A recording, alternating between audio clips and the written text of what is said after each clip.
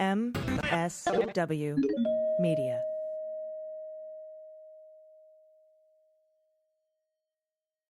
Thanks to Athletic Greens for supporting the Daily Beans. Athletic Greens is going to give you a free 1-year supply of immune-supporting vitamin D and 5 free travel packs with your first purchase. Go to athleticgreens.com/dailybeans to take ownership over your health and pick up the ultimate daily nutritional insurance. News with swearing. Daily Beans, Daily Beans. Daily Beans, Daily Beans. Hello and welcome to the Daily Beans for Tuesday, May 24th, 2022. Today, the 1-6 committee has announced its hearing schedule for June. An ashamed Russian diplomat resigns his post in protest of Putin's war. The House Ethics Committee has launched an investigation into Madison Cawthorn for insider trading and sexual misconduct. And the Sussman Durham trial is well underway. I'm Allison Gill. And I'm Dana Goldberg. Hi, Dana. Hello. Happy Tuesday. Happy Tuesday, my friend. You sound a little better. Are you feeling any better? I feel a little better. I'm still pretty tired. I've tested negative now twice, so I don't think it's COVID. It may be just allergies or something weird, but I am feeling a little bit better. My voice is a little bit better, so that's good news. Good. A little bit of good news. If you have any good news that you want to send to us, you can submit that by going to dailybeanspod.com and clicking on contact. And later in the show, I'm going to be talking with congressional reporter for The Guardian, Hugo Lowell, who's got the scoop on the early draft schedule for the 1-6 committee hearings. So we'll be talking about that and what we can expect coming up in June. We have a lot of news to get to today, so let's hit the hot notes. Hot notes. All right, up first from Hugo Lowell, The Guardian. The House Select Committee investigating the January 6th attack on the Capitol is expected to stage 6 public hearings in June on how Trump and some of his allies broke the law as they sought to overturn the 2020 election results, and that's according to sources familiar with the inquiry. The hearings are set to be a pivotal political movement for the country as the panel aims to publicly outline the potentially unlawful schemes, plural, that tried to keep the former president in office despite his defeat at the hands of Joe Biden. According to this draft schedule reviewed by The Guardian, the Select Committee intends to hold 6 hearings, with the first and last in prime time, where its lawyers will run through how Trump's schemes took shape before the election and culminated with the Capitol attack. According to the draft schedule, the June public hearings will explore Trump's efforts to overturn the election, starting and ending with primetime hearings at 8 p.m. Eastern Time on June 9th and June 23rd. In between, the panel will hold 10 a.m. hearings on the 13th, 15th, 16th, and 21st. The Select Committee appears to be planning for the hearing to be an extensive affair.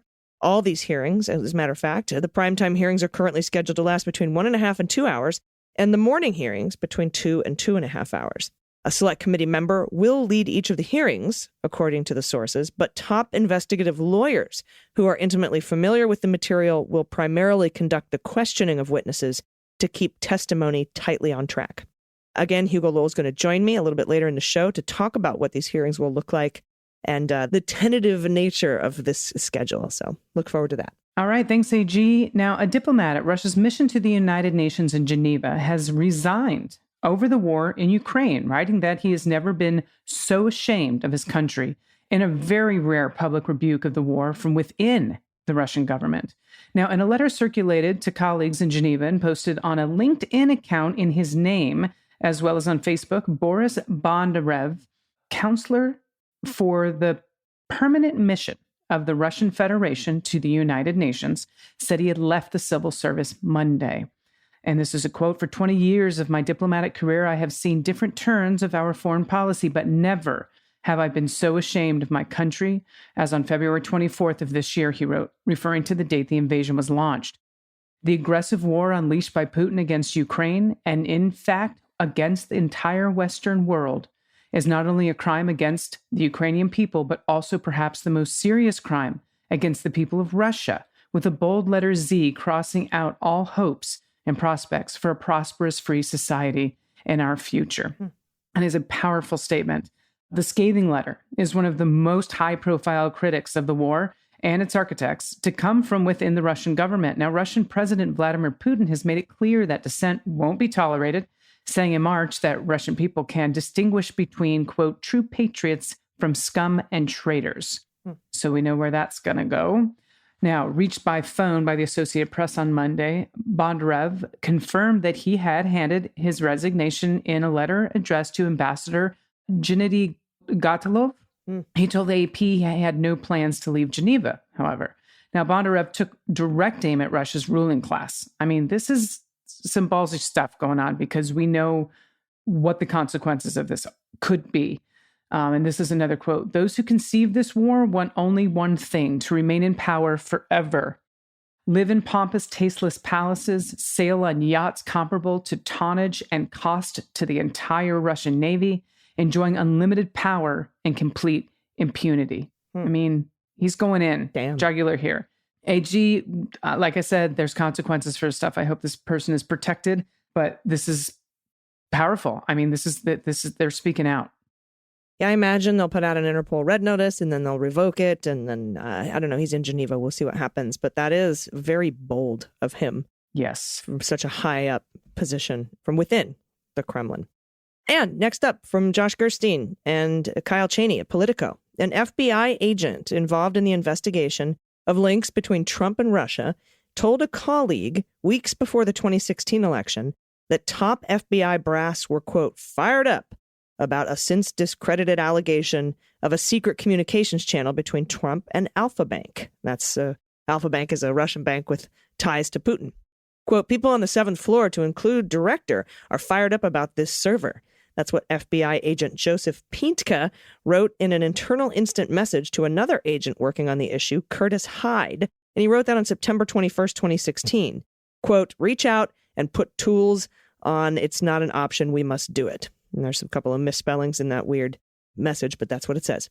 But Pintka's comment, revealed in a courtroom testimony Monday, this is the Sussman Durham trial, is part of a conflicting narrative presented to jurors about the secrecy and urgency with which the FBI treated allegations related to the Putin-linked Alfa Bank.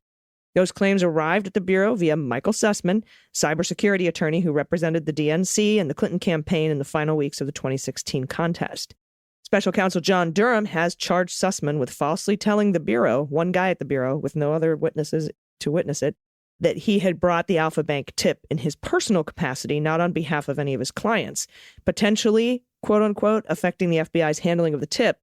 But Sussman's defense team has emphasized that the Bureau was well aware of Sussman's ties to the DNC and the Democratic Party, and that the circumstances of the tip were irrelevant to the FBI's decision to pursue and ultimately deem it unsubstantiated.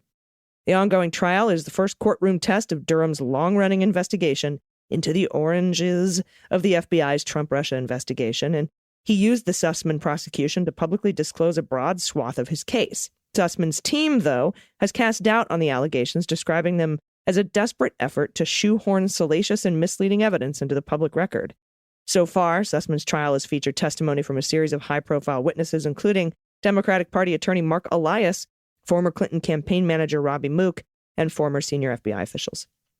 Despite Pintka's message, other witnesses described the Bureau's reaction to the Alfa Bank tip was relatively modest, a limited offshoot of a much broader and more urgent investigation of Russia's interference in the 2016 election, and any evidence of the Trump campaign's involvement.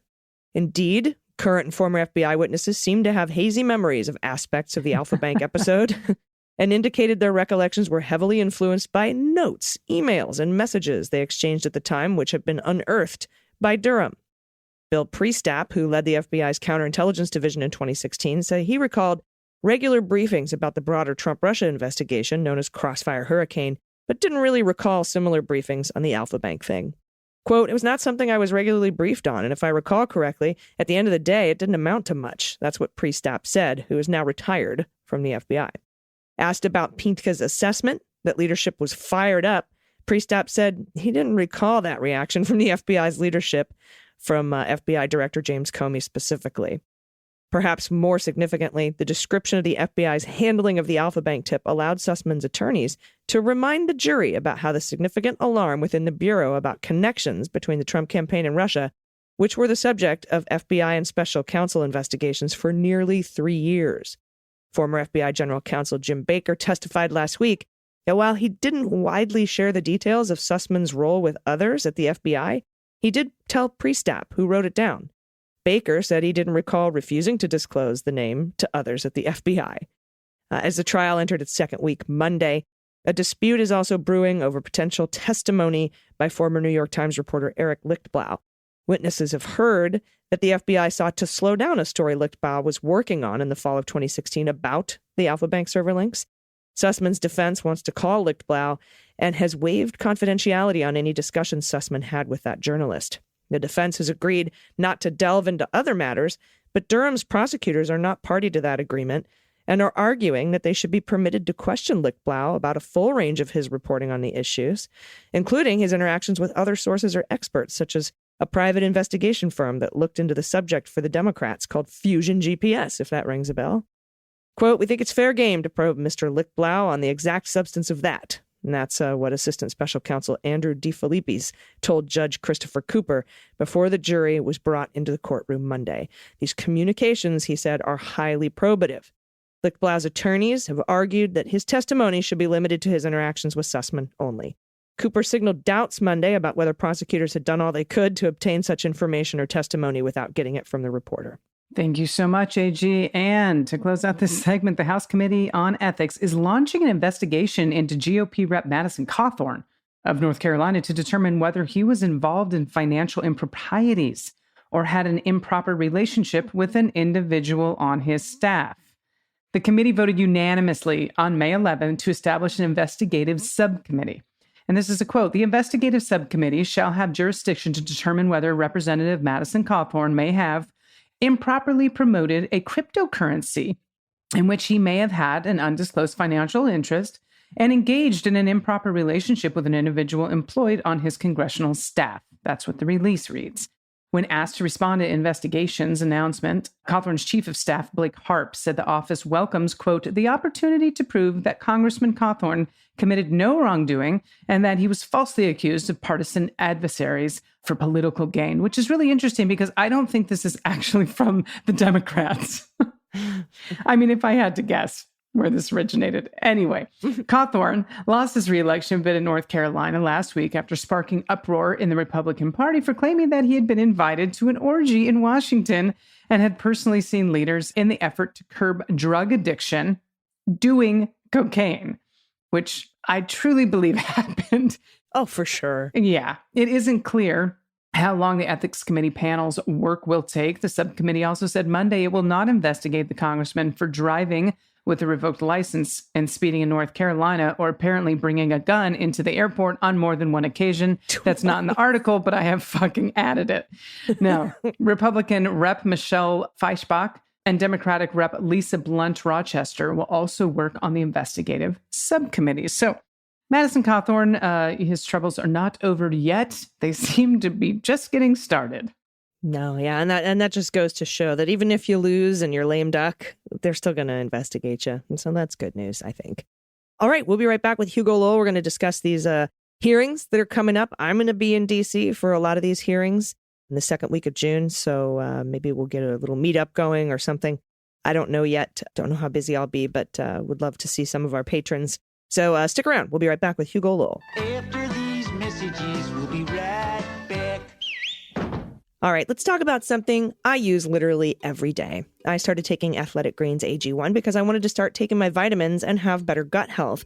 Athletic Greens also has been great for my energy levels, and it tastes amazing.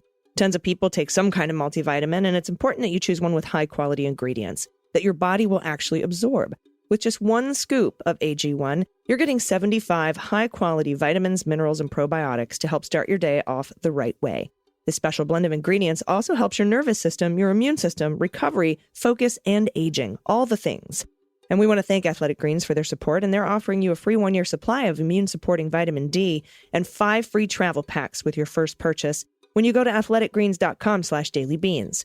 For every purchase, they donate to organizations helping to get nutritious food to kids in need, including No Kid Hungry here in the United States.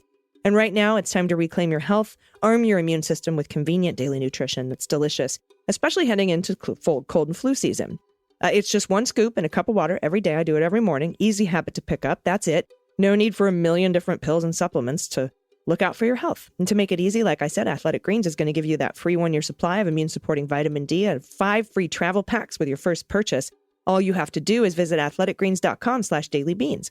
Again, that's athleticgreens.com/dailybeans to take ownership over your health and pick up the ultimate daily nutritional insurance. Everybody, welcome back. I'm joined today by Hugo Lowell, congressional reporter for The Guardian. We're going to talk about the upcoming January 6th committee hearings. Hi, Hugo. How are you? Hi, I'm good.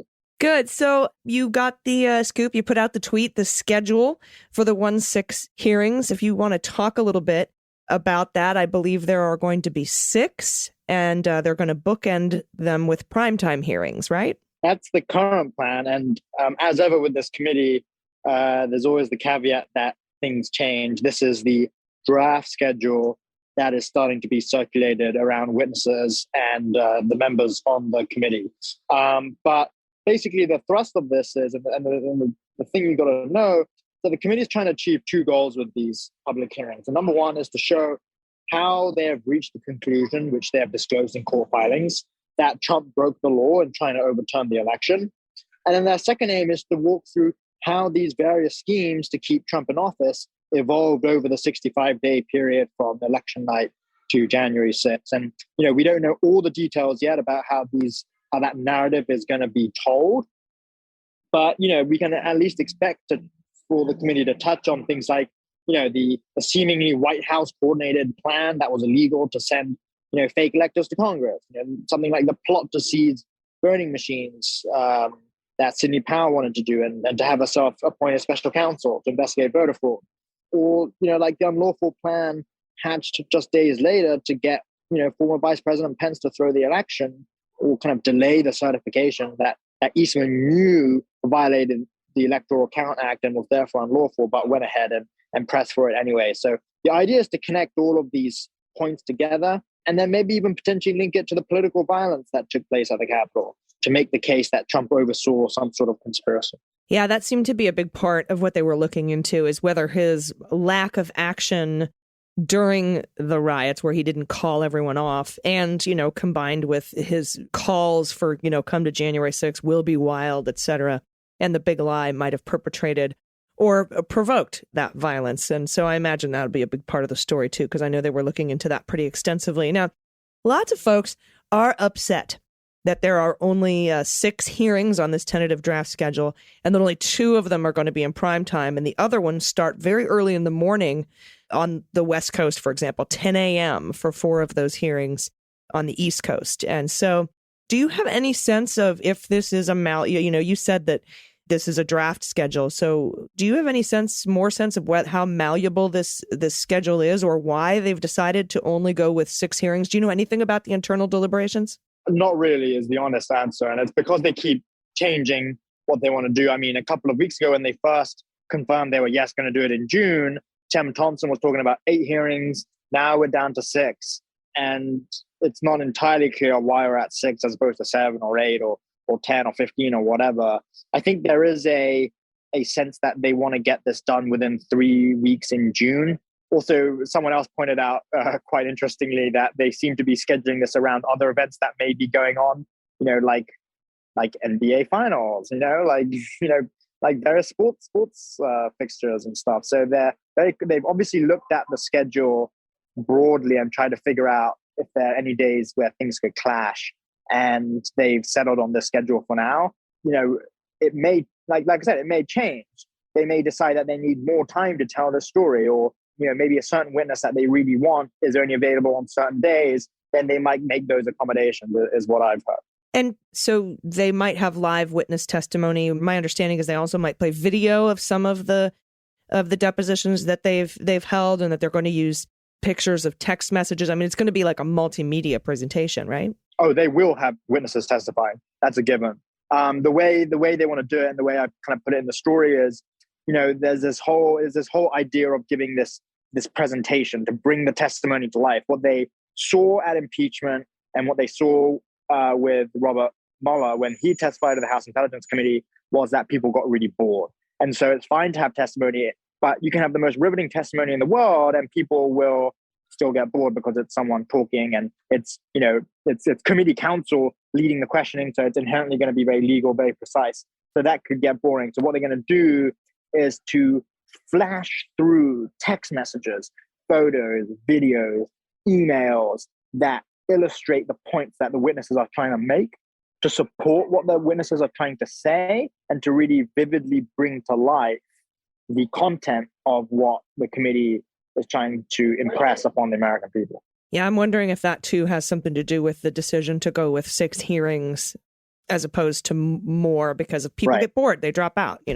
Right, and they may not have that much, they may not have enough content, for instance, to sustain hearings, more than 6 hearings, right? Like if they're going to really commit to this thing about having a slideshow while people are talking and, showing video and stuff, like there's only so much they have, even if they have thousands of documents. Like a lot of these documents are, text messages, they're kind of notes.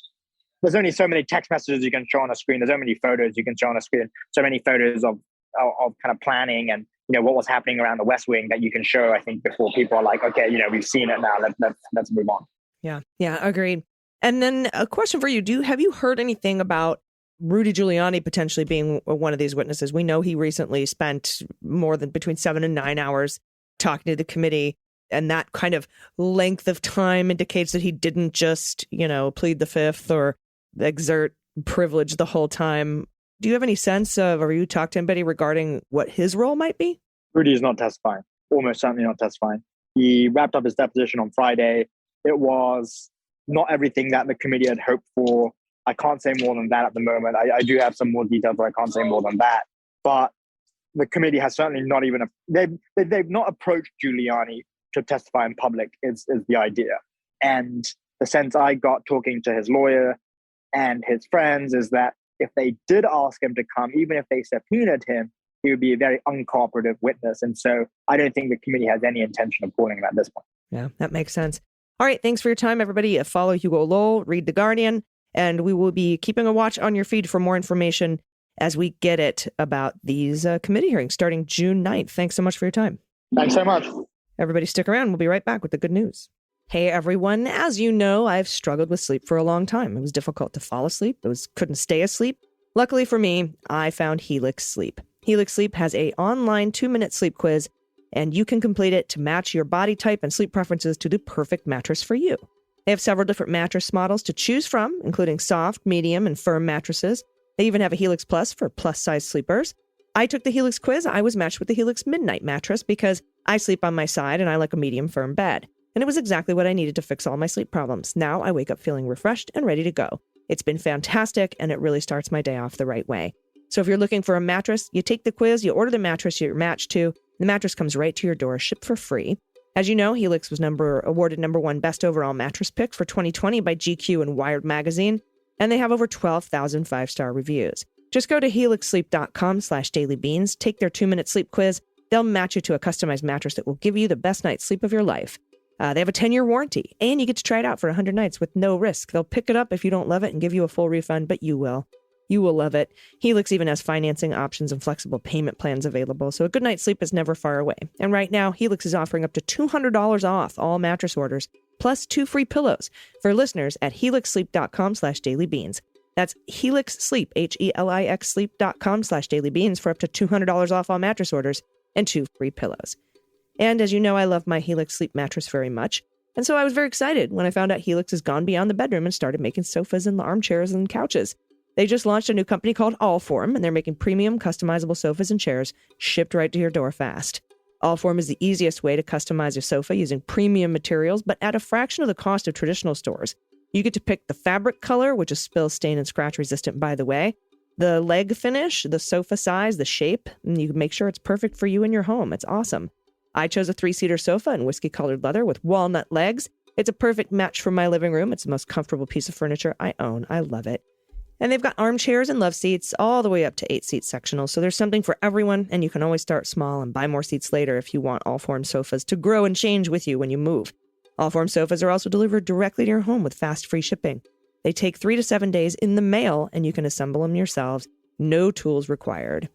And if getting a sofa without trying it in the store sounds a little risky, no need to worry. They've got you covered. You get 100 days to decide if you want to keep it, and if you don't love it, they'll pick it up for free and give you a full refund. They also have a forever warranty. So to find your perfect sofa, check out allform.com/dailybeans. Allform is offering 20% off all orders for our listeners at allform.com/dailybeans. Everybody, welcome back. It's time for the good news. Who likes good news? Everyone? Then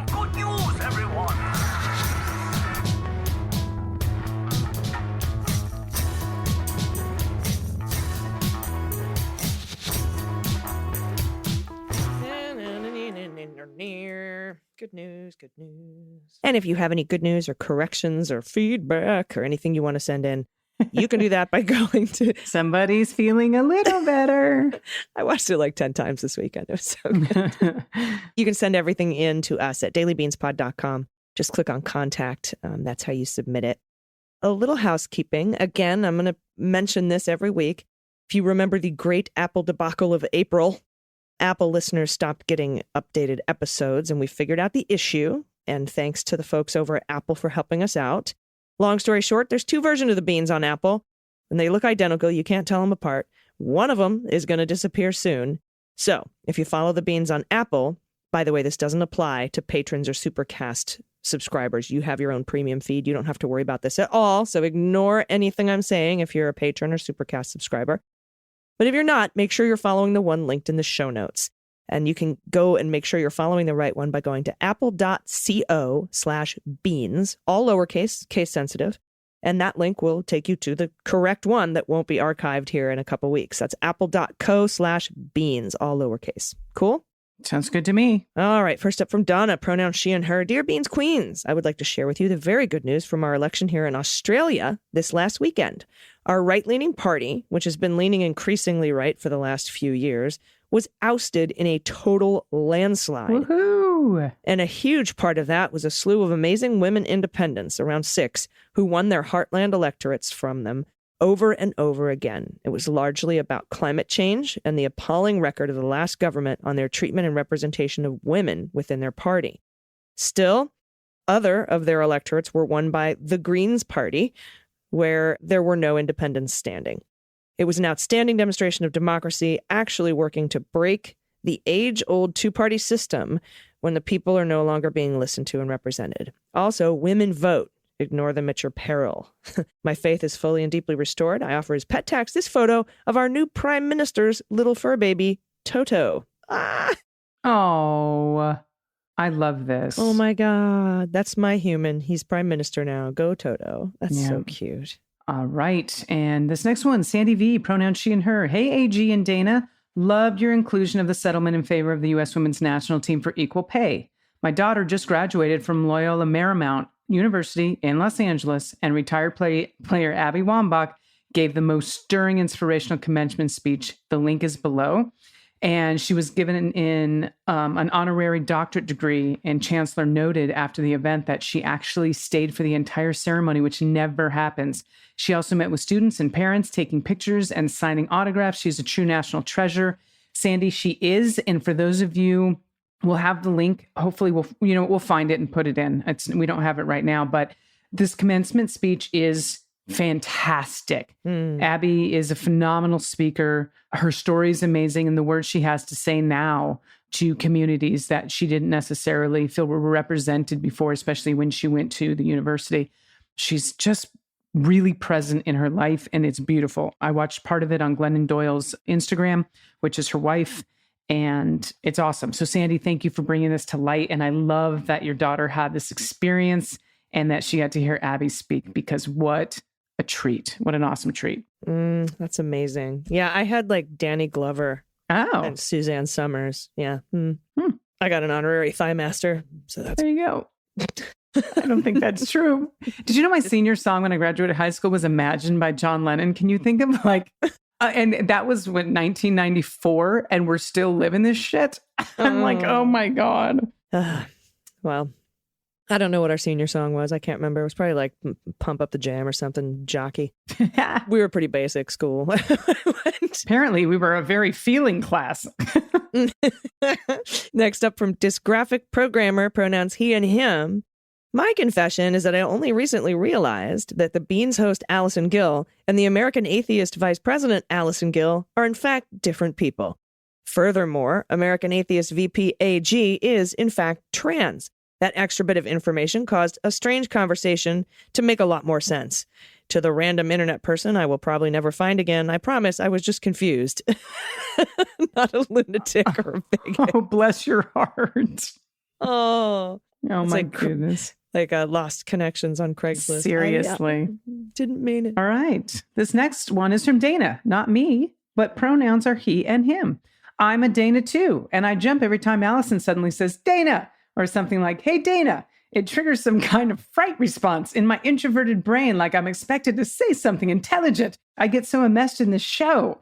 I comfort myself thinking that maybe when Dana hears, she does a spit take or maybe knocks something down as she jumps to her mic. Unfortunately, the opposite is true. Other Dana, oftentimes, I don't even realize Allison's talking to me.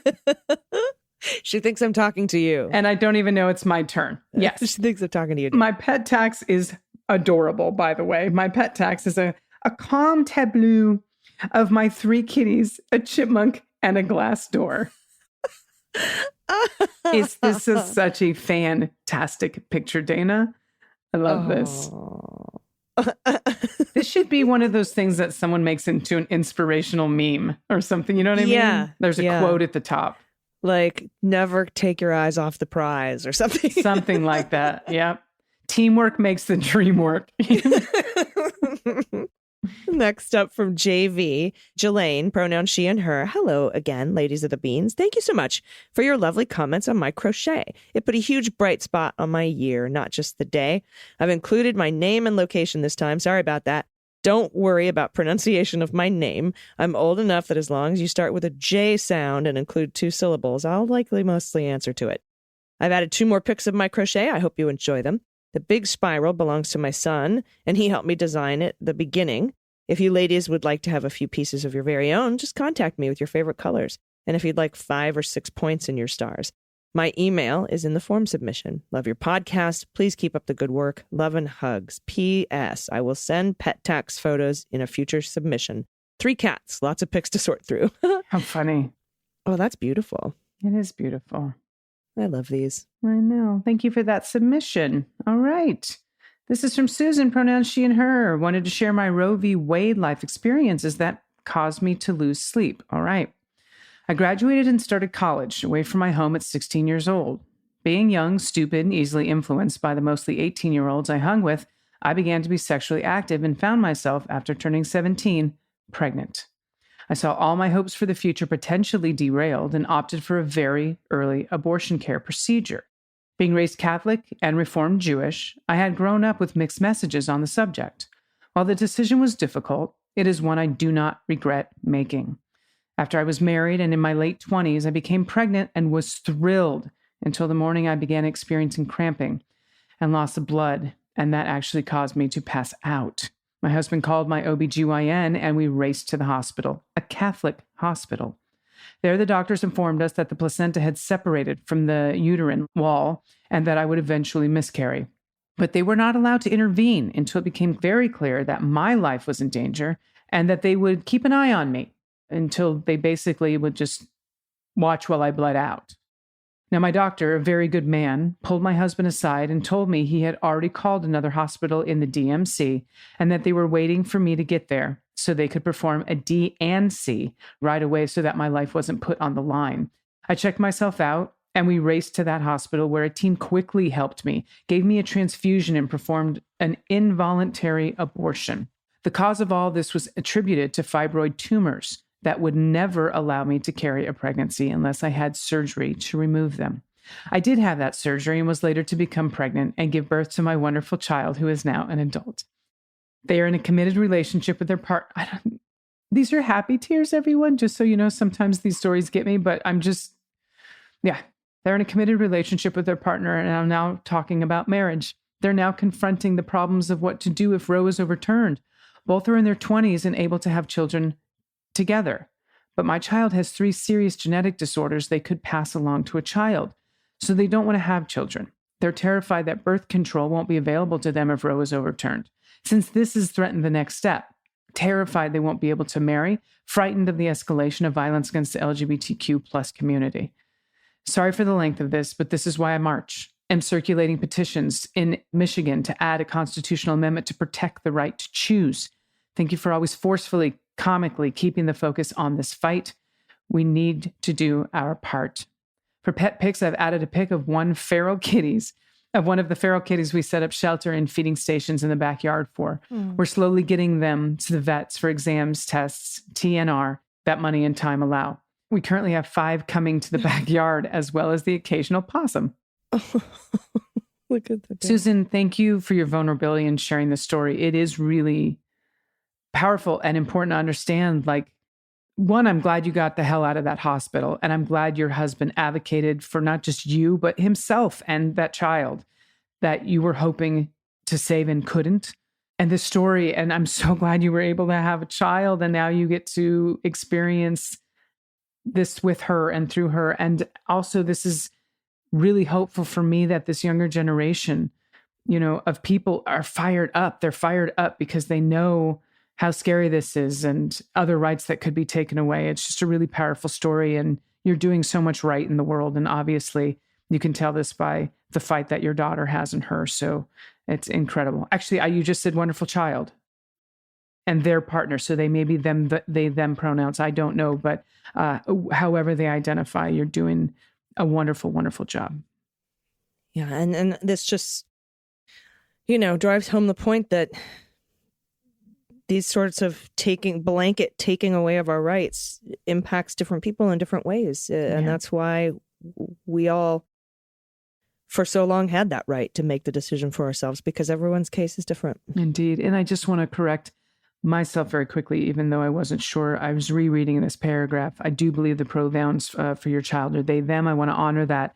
And so I just want you to know that I saw that. And so hopefully I'm correct in that correction of myself. Thank you. And thanks for sending that in. And thanks to everyone for what you submit. We definitely need these stories, and we need to keep telling them. It's so important to tell our stories as we continue to fight to preserve democracy. So thank you so much. And if you have anything you want to send in to us, please feel free to do so by going to dailybeanspod.com and clicking on contact. Dana, do you have any final thoughts before we get out of here today? What's really funny is I thought I did. I was going to say something at the end of this episode, and I cannot remember what in the world it was. All right. Well, that's good enough. I don't have any final thoughts I don't even know what day it is. What day is it? I think, if you're listening to this, it's Wednesday, but today's Tuesday. No, it's Monday. See? No one knows. See, I don't even know. I'm having a weird pandemic experience where I didn't realize it was May. I didn't know what day of the week it was. It was weird. Okay. So I don't know if anyone else is having the same problem. Hopefully tomorrow everything will be back to normal. Well, at least, with knowing what day it is. Absolutely. It's just the basics. Can we just get through the basics together? Yeah, you got it. That'd be great if we could just do that. If we just maintain at least knowing what day it is. All right. Until tomorrow, everybody, please take care of yourselves. Take care of each other. Take care of the planet, and take care of your mental health. And vote blue over Q. I've been AG. And I've been DG. And them's the beans. The Daily Beans is written and executive produced by Allison Gill, with additional research and reporting by Dana Goldberg and Aimee Carrero. Sound design and editing is by Desiree McFarlane, with art and web design by Joelle Reeder with Moxie Design Studios. Music for The Daily Beans is written and performed by They Might Be Giants, and the show is a proud member of the MSW Media Network, a collection of creator-owned podcasts dedicated to news, politics, and justice.